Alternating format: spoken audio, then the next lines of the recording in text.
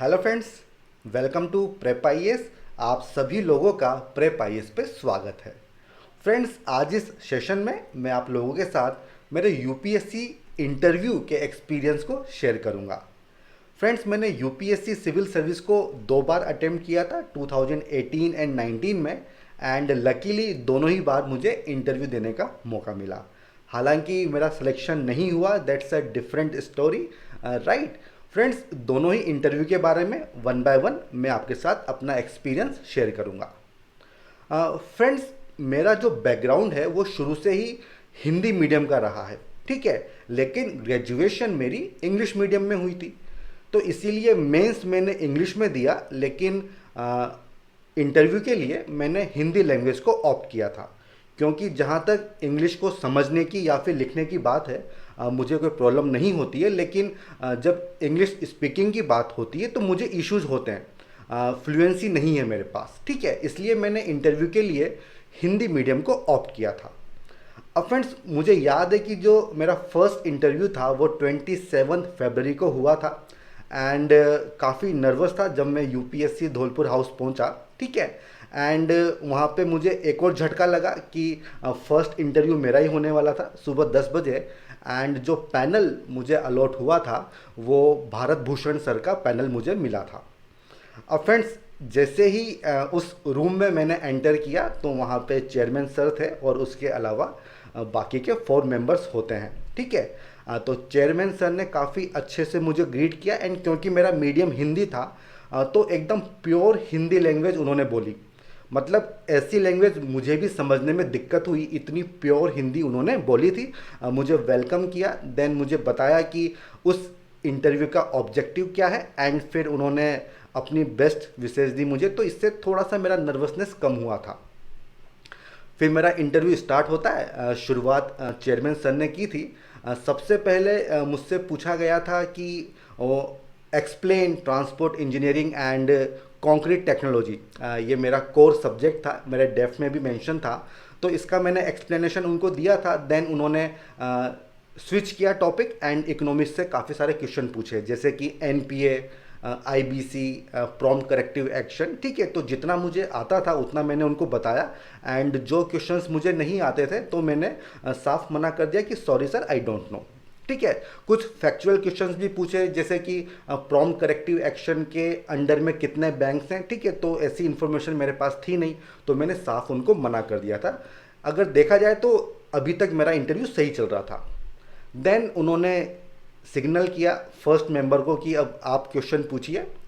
अब उन्होंने जो पहला क्वेश्चन मुझसे पूछा, तो उन्होंने क्या किया कि 3 से 4 लाइन पूरा इंग्लिश में मुझसे क्वेश्चन पूछा, और वो इंग्लिश भी बहुत ही हाई फाई इंग्लिश थी।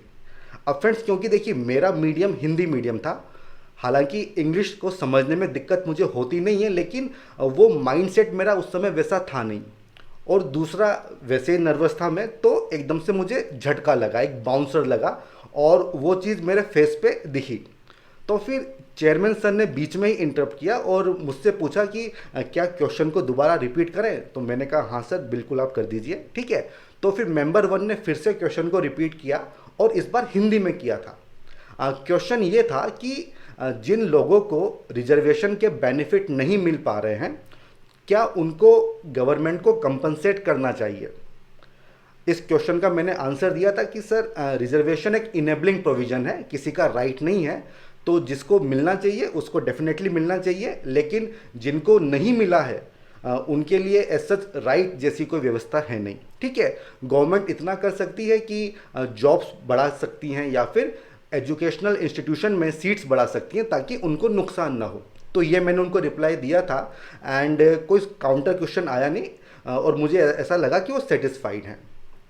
उसके बाद सेकंड क्वेश्चन पूछा गया कि सपोज आप किसी नक्सली एरिया में डीएम हैं, एंड वहाँ पे काफ़ी सारी रिवर्स फंडिंग हो रही हैं, तो आप उसको किस तरह से रोकोगे। अब मुझे पता था नहीं कि रिवर्स फंडिंग क्या होती है, तो मैंने सर से बोला कि sir, I don't know about reverse funding. तो फिर उन्होंने क्वेश्चन चेंज कर लिया। अब उनका अगला क्वेश्चन था लैंड एक्विजिशन वर्सेस डेवलपमेंट के बीच में, ये मेरे डेफ से पूछा गया था। तो फ्रेंड्स, फर्स्ट मेंबर में मुझे एक बाउंसर मिल चुका था, देन सेकंड मेंबर ने क्वेश्चंस पूछना स्टार्ट किए। पहला क्वेश्चन था कि what is the difference between administration and management. ये क्वेश्चन मेरा प्रिपेयर था पहले से ही, क्योंकि मेरा ऑप्शनल था पबेट, ठीक है, इसलिए क्वेश्चन पूछा गया था। लेकिन इशू ये हुआ कि अ, इससे पहले कि मैं अपना आंसर ख़त्म करता, वो उसको काउंटर कर रहे थे, ठीक है, वो कुछ मानने को तैयार ही नहीं थे। और ऐसा 4 से 5 बार हुआ। एंड फाइनली मैंने उनको कह दिया कि सर सॉरी सर, इसके आगे मुझे नहीं पता है। देन उन्होंने मुझसे क्वेश्चन पूछा कि क्या मैं जम्मू कश्मीर में घर ले सकता हूँ क्या। उस समय काफ़ी न्यूज़ में था। तो फिर मैंने कुछ प्रोविजंस बताने स्टार्ट किए, तो उन्होंने काफ़ी गुस्से से मुझे बोला कि इधर उधर की बातें मत करो, सीधा हाँ या ना में बताओ कि ले सकता हूँ या नहीं ले सकता। अब इतना सुनने के बाद मेरी टोन में भी थोड़ा सा एग्रेसिवनेस आया।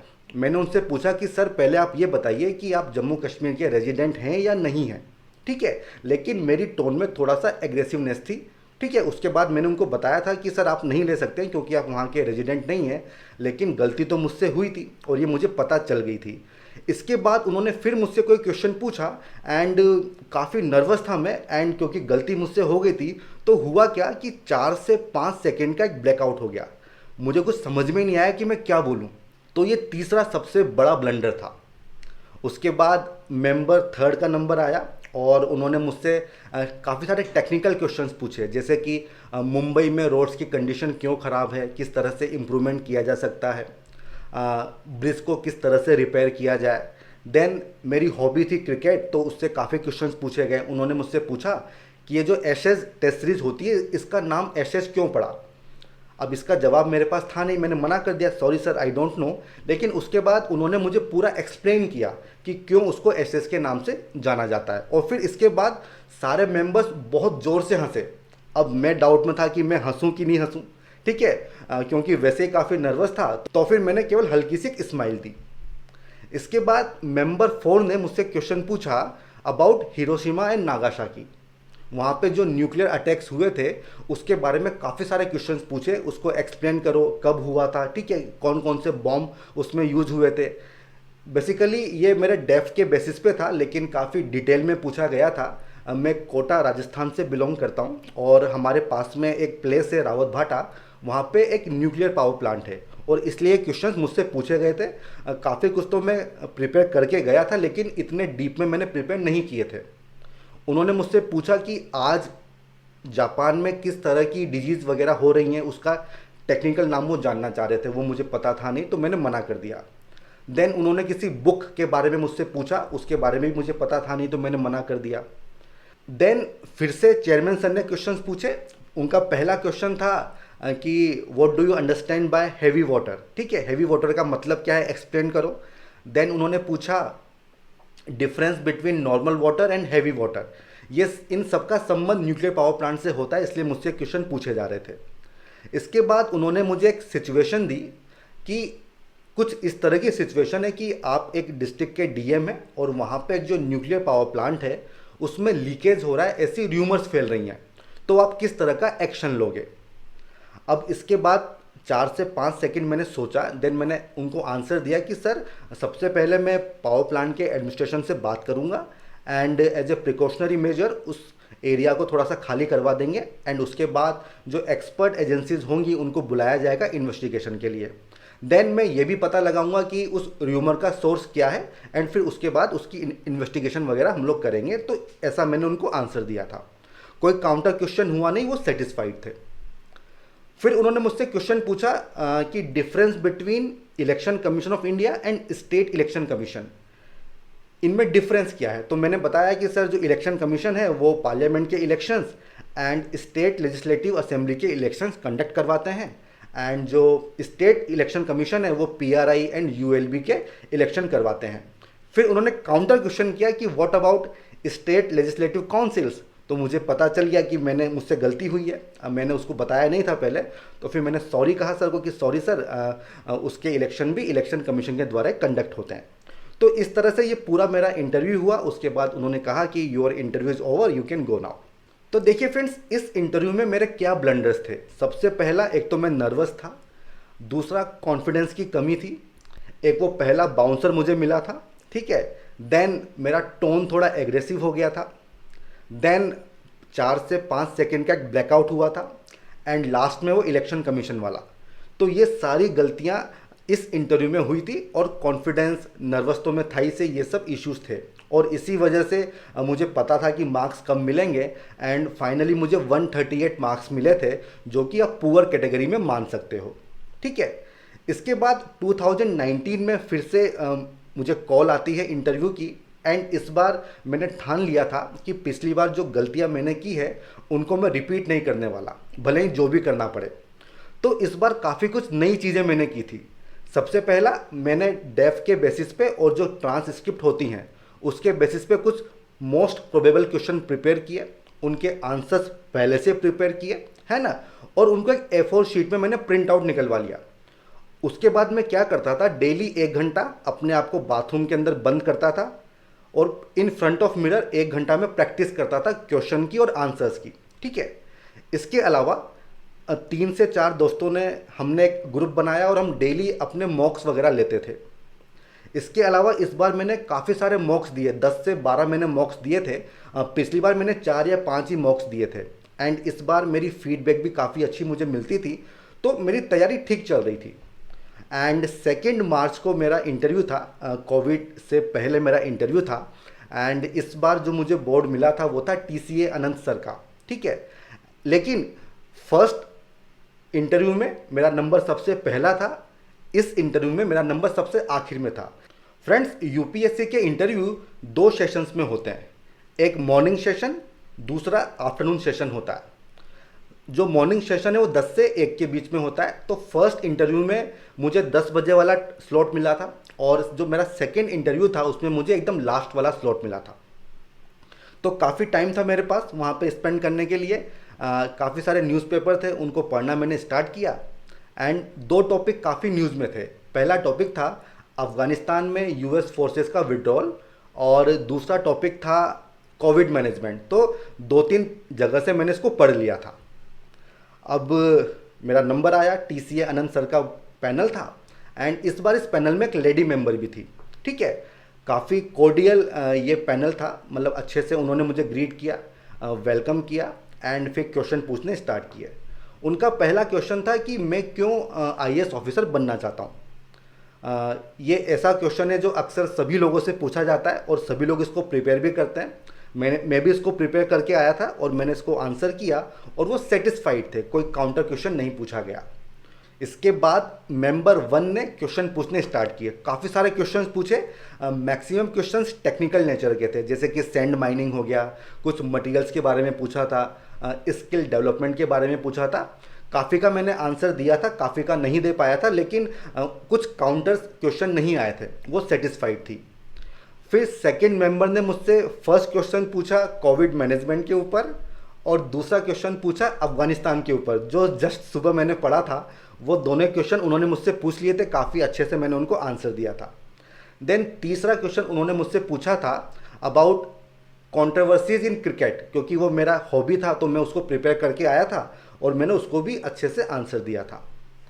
इसके बाद मेंबर 3 ने क्वेश्चन पूछने स्टार्ट किए। मैक्सिमम क्वेश्चन मेरे डेफ के बेसिस पे ही थे, होम स्टेट से काफ़ी क्वेश्चन पूछे गए थे, कुछ मुझे नहीं आते थे, और उसके लिए मैंने साफ मना कर दिया कि sorry sir, I don't know.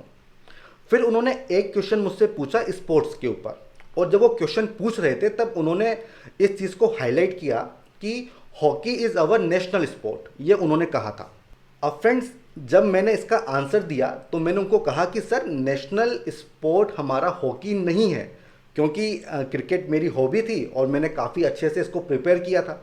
लेकिन जब ये मैंने आंसर दिया तो उनके चेहरे के एक्सप्रेशन एकदम चेंज हो गए। मुझे ऐसा लगा कि उनको मेरा जवाब पसंद नहीं आया। पर फ्रेंड्स, एक्चुअली इशू ये था कि अगर मैं उनको नहीं बताता तो शायद मेरे मार्क्स कम होते, तो मुझे तो बताना ही था। देन मेंबर 4 ने क्वेश्चन पूछने स्टार्ट किए। उन्होंने क्वेश्चन मुझसे पूछा कि सपोज आपको IAS नहीं मिलता है, आपको इंडियन डिफेंस अकाउंट सर्विस मिलती है, देन उस केस में आप किस तरह से सोसाइटी को सर्व करोगे।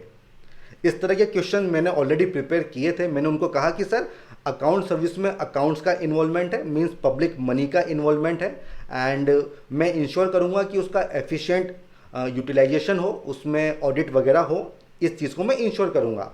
लेकिन वो इस चीज़ से सेटिस्फाइड नहीं थे, काफ़ी एग्रेसिवली वो मेरे आंसर्स को काउंटर कर रहे थे। मुझे फिर से मेरा फर्स्ट इंटरव्यू याद आया, लेकिन इस बार मैंने अपने आप को काम रखा, अपने चेहरे पे हल्की सी स्माइल के साथ मैं सारे आंसर्स दे रहा था, लेकिन वो मेरे आंसर से सेटिस्फाइड नहीं हुए।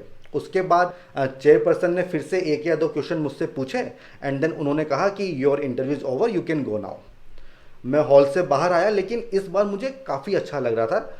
जो मेरा फर्स्ट इंटरव्यू था उसमें मैंने काफ़ी सारी मिस्टेक्स की थी, लेकिन इस बार वो मिस्टेक्स काफ़ी कम हुई थी। तो फ्रेंड्स, ये दोनों इंटरव्यू का मेरा एक्सपीरियंस था। जो मेरा सेकंड इंटरव्यू था उसमें मुझे 165 मार्क्स मिले थे, 165 मार्क्स, जो कि एक डिसेंट स्कोर है। हालांकि बहुत अच्छा स्कोर आप नहीं कह सकते, लेकिन एक डिसेंट स्कोर है। फर्स्ट इंटरव्यू में मुझे मिला था 138 एंड सेकेंड में मिला 165। अब फ्रेंड्स देखिए, मैंने क्या सीखा इंटरव्यू से। सबसे पहले आपको नर्वस नहीं होना है। नंबर 2, अपना कॉन्फिडेंस आपको बना के रखना है। नंबर 3, आपको एग्रेसिव नहीं होना है। सारे के सारे आंसर्स आपको काम रहते हुए देने हैं। चेहरे पे हल्की सी स्माइल रखिए। देन आपको अपने आप को सेल्फ एनालिसिस करना होगा। आपकी जितनी भी पुरानी हिस्ट्री है आप उसको खोजिए, उसको एनालाइज करिए। आपको अपने बारे में काफ़ी कुछ पता चलेगा और फिर उसको आप अपने आंसर्स में शामिल कर सकते हैं। इसके अलावा कुछ क्वेश्चंस ऐसे होते हैं जो आपको प्रिपेयर करने ही होंगे, जैसे कि आप आईएएस ऑफिसर क्यों बनना चाहते हैं, तो इसका आपको एक कन्विंसिंग आंसर प्रिपेयर करना होगा। ऐसा आंसर जो सबसे पहले आपको कन्विंस कर सके, उसके बाद ही तो वो सामने वाले को कन्विंस कर पाएगा। तो इस तरह से आपको आंसर प्रिपेयर करने हैं। काफ़ी लोगों के डाउट होते हैं कि क्या सारे क्वेश्चंस का आंसर देना ज़रूरी है। बिल्कुल नहीं।